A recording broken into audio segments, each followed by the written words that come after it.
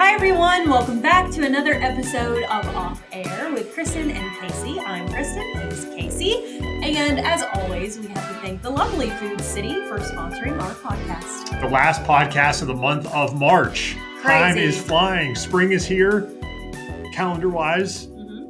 Weather's been a little warmer of late. Great, I'm happy about it. And even warmer temperatures. They saying this weekend it might get close to 80. I could not be more happy about that. I cannot wait until my skin is burning in the sun and I'm ready for lake weather and to just be outside and be tan. Did you have a good weekend? I did. Did you have a good weekend? Yes. Yeah, I got off the golf course, on the golf course for the first time this year last week. So it was nice to get out there and play. And you did the noggin for the running. Noggin for the jogging for the noggin. Yes. The jogging for the noggin 5K of the Crumley House. And my wife Kelly was the MC of that event down in Limestone at the Crumley House. So I went down. Typically, the last several years, she has MC'd. They do a Hawaiian luau type party in the summer that she has MC'd, but she was helping out a coworker of hers who I guess typically does the jogging for the noggin 5K. So she filled in. So first time I was at that event, and I believe first time she was as well, about 400 people participating in a 5K. And it was on Saturday morning. It was very windy, especially down there in Limestone as well. So the race announcer said, those of you, you're going to really enjoy the first half of the race because the wind is at your back. But he's like, when you turn around and come back, you're going to be running into the wind. Now, I walked it. I'm not a runner unless I got a basketball. But my wife, someone's chasing you, and a coworker, yes, I just have to be faster than one other person. But my wife and one of her coworkers, they ran it, jogged it. They did a great job. I just walked the whole thing. So did you take the dog? No, she's not good enough to be on stuff like that. She wouldn't. No. She'd be like, no, yeah, she'd be. There were several dogs we saw. I saw about 5 or 6 dogs, but those are well-behaved dogs, and we did not have a well-behaved dog who could handle being at a 5K. But I did 51 minutes walking a 5K. That's great. Yeah, never ran at all. So just all walking in 51 minutes. I was pretty happy. So you were, scooting a little? Yeah, I mean, sometimes I was going, a lot faster. Then I would slow down to more of a nice leisurely walk. And then sometimes I, would get going again. But yeah, the person who won it, not local, she was visiting her family. She lives in Idaho, Boise, Idaho. I think she did the 5K. It was like 18 minutes and change. She did a 5K. It's good. Good. That's really good. That's really good. That's really good. I mean, you're that's about like a 6-minute-ish mile. Yeah, 6-minute mile. And to do that, ridiculous. And it was, again, there were a little bit of hills out there. I mean, that was the first time I'd ever been to the Crumley House. I mean, if you don't know what that is, it's a brain rehabilitation facility for people who develop a brain injury, whether it's through an accident of some kind. It's the only place, I believe, in this area that there's Gwynn Edwards is the executive director, and he was telling people that, I forget, I think they maybe have like around 40 people, combination of who live there and also who go there for like a day program. But he said they have over 200 people on a waiting list to get into the Crumley House. So they do amazing work. That's great. This is one of their big fundraisers. They had the jogging for the noggin. But yeah, it is a really great facility. They do a ton of work. And it's something that, maybe probably 95% of people would never have a need for. But those who do need it, it is a lifesaver. Yeah, and that's why it's so important to do things like that and support people like that do that kind of work, because you never know when you might need that. Yep. You hope that you never do, but it's important. And gosh, 200 people on the wait list. Mm-hmm. Well, I hope that more people donate because it's a great organization for sure. It is. Yeah, they do a lot of good work around here. And again, I was not familiar with it up until a couple years ago.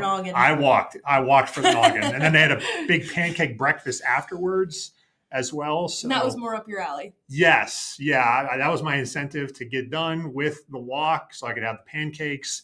And then Kelly had to do the award show ceremony afterwards. And then, so we were down there for about 3 hours, but it was a great time. And I got to see Ben Trout, who works down there as well. He used to work at the racetrack. So I knew him from back in my sports days when he worked at Bristol Motor Speedway a long time ago. Now he's down at the Crumley House, so got to see him as well. Yeah, so we had a good time. And also there was a lot of basketball watching this weekend. Of course. March Madness, March Sadness, perhaps for some. We talked about it last week, our big off-air podcast bracket. Sadness for my bracket. Hey, we're not done yet. It's early. We had 18 people, so thank you to everybody who signed up to join our podcast Appreciate bracket. You we have currently a 4-way tie for first place.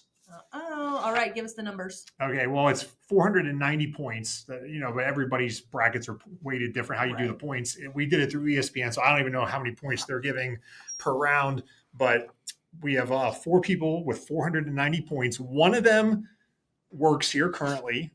2 of them used to work here, no longer do. And the 4th is an enemy. Dun, dun, dun. So we'll start with the one who works here. I don't know if you should say that. If I'm thinking it's the enemy. Alex, we'll explain. The person who works here that is tied for the lead is our photographer, Tim Davis. Woo! Go, Timmy. Tim is one of the people tied for the lead. Shout out to Timmy. I'm surprised, though. It says Timmy picked...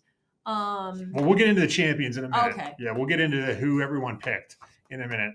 Another person tied for the lead is somebody you're really good friends with who used to work here. Yes. Ashley Klein. Yay. Ashley Klein also tied for the lead. I dropped my pen. Hope you don't need it. No, it should be okay. Another person tied for the lead who used to work here. Know very well out there at home. PJ Johnson. Woohoo! Go PJ. Our friend PJ. I feel like he's cheating because he used to be in the business. He used to be big sports guy. Then the final person tied for the lead is the enemy. My better half, my wife Kelly, tied for the lead as well. She might not be saying that about you when she hears this podcast. You calling her the enemy? It's because of joking where she works. If those who don't know, she works at WJHL, the other TV station in the market. So I wonder if she can be on our podcast. Yeah, of course she can be. If she wins, she can be on. I mean, we're not going to be giving trade secrets out or anything like that. I mean, we're just going to be having some fun, So, yes, if we think we can make an executive decision that we will have her on the podcast if she wins. We'll just make sure to hold the 5 logo up, really. And we'll make some subtle jabs. Yes. Or not so subtle jabs. But again, should be interesting, but that doesn't mean that the others, including myself, correct, is out. And I'd also like to note, when I was doing my research on the bracket, you do need your pen, don't you? Yeah. When I was doing my research, I did notice that somebody named Kristen is ahead of somebody named Casey. Well, I was going to get to that. We're going to get to where we are right now. Of the 18 people in the bracket, Kristen is currently in 10th place at 440 points. So you're 50 points out of the lead. Not great. I am tied for 13th place at 420 points. I'm 70 points out of the lead, 30 points behind you. So that's where we stand with that. Now, again, of the 18 people that were in our bracket challenge, 8 people picked Duke to win the national championship. That was the most popular pick, but it was really close because Florida was a close second. 7 people picked Florida. So 15 of the 18 people in our bracket challenge either picked Duke or Florida to win the championship. You picked Duke. I picked Duke. So we both picked Duke. 2 people picked Auburn to win the championship, and 1 person picked Houston to win it. So it is everybody still has their champion alive. No one's lost their champion. So really you can say almost everybody still has a chance. Now, again, I didn't go – some of these people, of the 8 people who picked Duke, the people towards the bottom, such as myself, probably don't have a chance to win because there's so many other people ahead of me that picked Duke. Again, I didn't go through everybody's bracket. There's still too many games. Next week, when we get down to the Final Four, I'll be able to go through and see, okay, who still has who has a chance to still win. And we'll go through that next week. But this week, there's just too many combinations of games still left to be played. Yeah, see, part of me kind of hates that. I kind of wish I would have picked some oddball because – the people that picked like Auburn or Houston, if they will actually end up winning it, you win the whole bracket. Absolutely. So kind of smart. But we didn't know who other people picked, so you're just kind of going off what you correct. think. And I was just honestly clicking away. Yeah, you don't know. You don't know who is, who everyone else picks until the bracket gets locked. But of the 4 people tied for the lead, 3 of them, Ashley, Kelly, and PJ, all picked Florida, and Tim was the only person to pick Duke that is tied for the lead. But again, we're going to the Sweet 16 here. So there are still, I think there's 15 games left in the entire tournament. So there is a ton of movement left. So this is just where we stand right now. But again, next week, when it gets down to the Final Four, we will have an idea of who all is left, who has a chance to win still. So next week, I will make sure to go through and give us all an update on who still is alive, to win it, who's been mathematically eliminated, who has no chance to win it. So we'll go over all that next week when we're down just to the final four. I did think it was interesting. Did you watch any games this weekend? I mean, did you watch more because of the bracket or no? I mean, not even. No, I mean, I paid attention to who won and lost, but I didn't really watch a whole Okay. lot. I mean, it was pretty nice this weekend. I mean, I didn't watch. It wasn't like I was in front of the TV all day long. All day. I mean, I watched a lot of games. There's some games I didn't get to see a single second of. I was busy with mom life, chasing a toddler around. Well, she's not really a toddler anymore, but Yeah. She with it being a little nicer, we get outside a little bit more. But like with the games, I think what's great about this is people that aren't. I mean, my wife Kelly is not a basketball fan. She's not. But you fill out a bracket, and then you get in her alma mater. I mean, she went to the University of Florida, so of course that's who she picked. But they played on Sunday. They were the only game on at like 12 o'clock. So we watched that game, and she was into the game as more than I've ever seen her into a basketball game. It was a great game against UConn, the two-time defending champs, almost beat Florida, by the way, but Florida pulled it out. So, I mean, that for me is a sports diehard. It's cool to see somebody who, again, she loves football, but she's not a basketball fan. But for her to get into a game because it's her alma mater, and then she knows with the bracket. So that was really cool for me to see just from her perspective, getting excited about something normally she doesn't really care about sport-wise. That's pretty fun. And I would be that way too. Milligan University was. Well, they did make the NAIA tournament. They did. The men didn't win a game, but the women did win one. They made it to the second round. So Milligan had an outstanding year. But this weekend, we're going to have a little bit of we're going to be out of town for a wedding in Florida. Mm-hmm. Wife's best friend is getting married. I wish I could go. We're going to be in Florida, but we're going to be having to make sure. And she's even talking about, hey, where are we going to be when the Gators are playing? Or we can make sure we're going to be able to watch the game. So we will be, but yes, that's having to take into account that if they make it to the Elite Eight, that would be on the day of the actual wedding. Could be a little dicier, but that's what these are for. These phones. That's you right. can get games anywhere. During the wedding ceremony, you can just game. We'll have to come up with like signs or something. Like if I hold up two fingers, or if I do this one, that means they're going. If I go down, this means no, they're bad. We'll have to come up with some signals for to communicate. That's funny. Yes, but looking forward to going down to Florida for a long weekend for a wedding.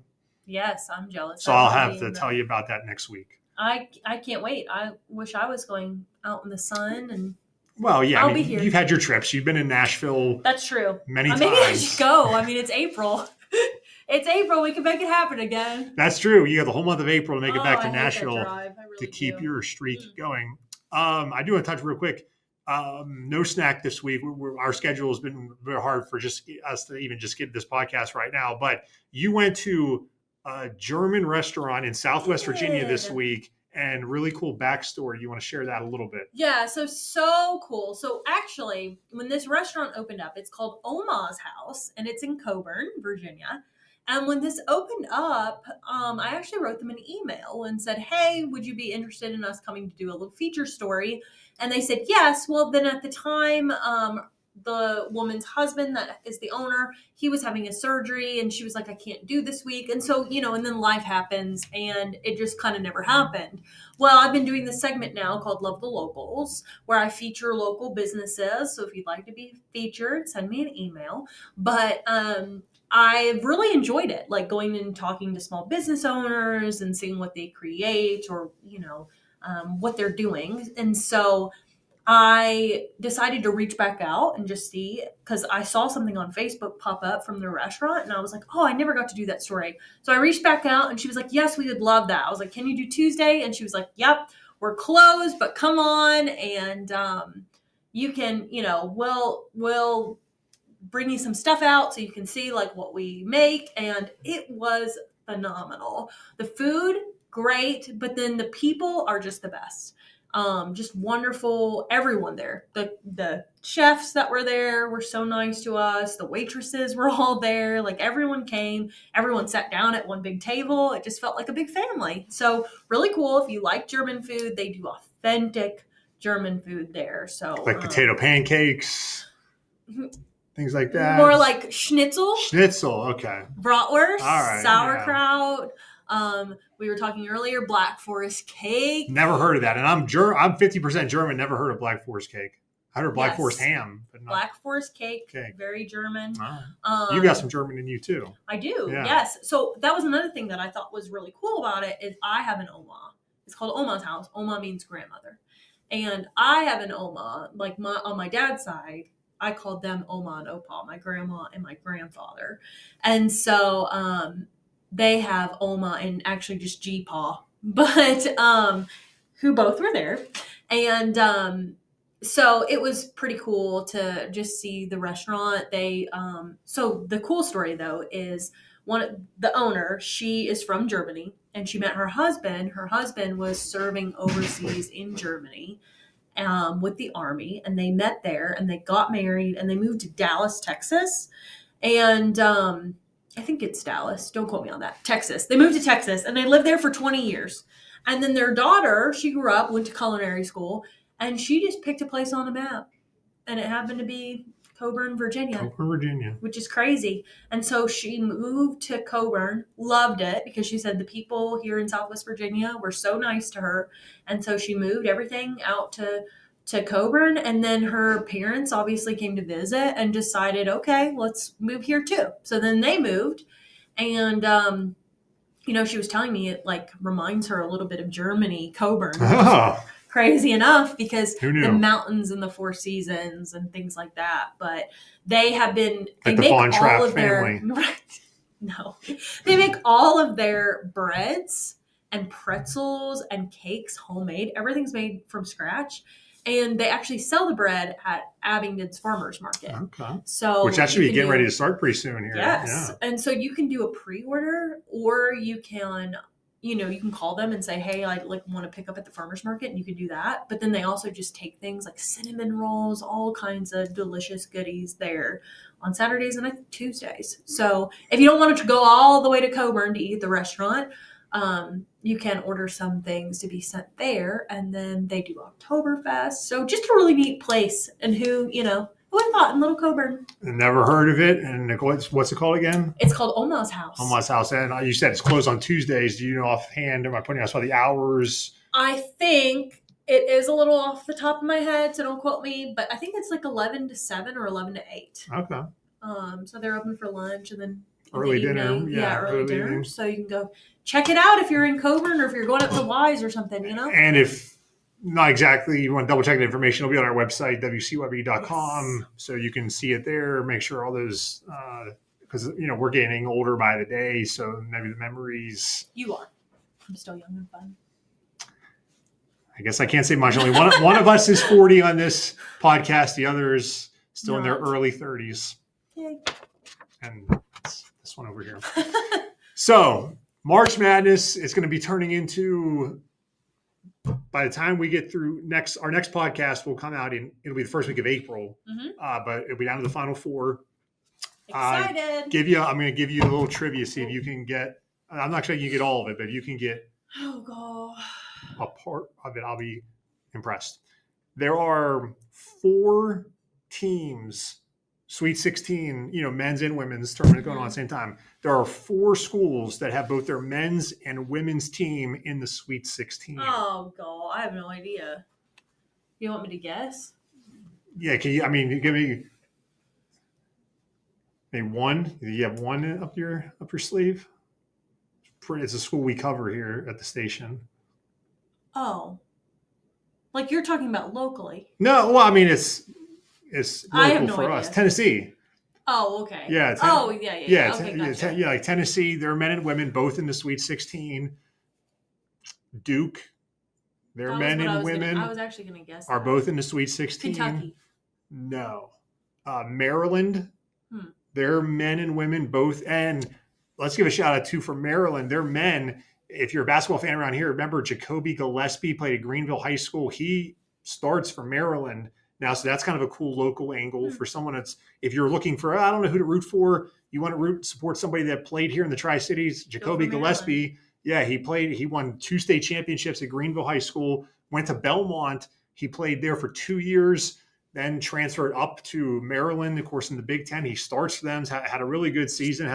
He actually, the other day, Maryland won at the buzzer in their game, and he threw the inbounds pass with the final seconds to the guy who made the bucket. So if you're looking for a local interest, Jacoby Gillespie of Greenville plays for Maryland. But yeah, Maryland, their men and women. And then the other one is Ole Miss. Their men and women. So those are the 4 schools that have both their men and women in the Sweet 16. Tennessee plays Kentucky. So it's SEC versus SEC. Third time they played this year. Great game. Kentucky won the first 2. So Tennessee, third time the charm. We'll see. Lady Vols play Texas, who's number 1 seed. The Vols play Friday night. The Lady Vols play Saturday afternoon. That's the Sweet 16. And if Tennessee, the men win, they would play on Sunday. If the women win, they would play on Monday in the Elite 8. So a lot of basketball coming up. I'll be in Florida. We'll recap that next week. We'll recap where we're at with the bracket. And then maybe we'll start talking racing in Bristol because there's a race coming up in a little over 2 weeks. I know, I'm excited. At Bristol Motor Speedway. So we'll touch on that all next week here on Off Air. Thanks again to Food City for sponsoring our podcast. For Kristen Kwan, I'm Casey Getz. Enjoy the rest of March. We'll see you in April.